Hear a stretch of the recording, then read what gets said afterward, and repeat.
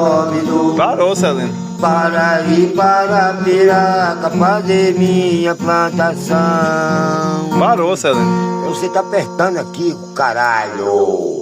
Olha, olha assim, eu sim ou não. A lavoura é feito essa com o prefeito Fábio Mal, foi sal do forno. Eu sim, a lavoura enfrentou. O fazendeiro me falou: tá na hora de vender a nossa Ô, Celino.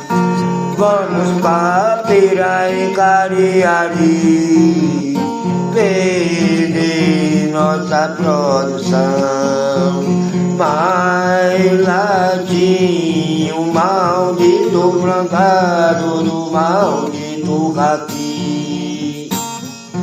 Onde eu gritava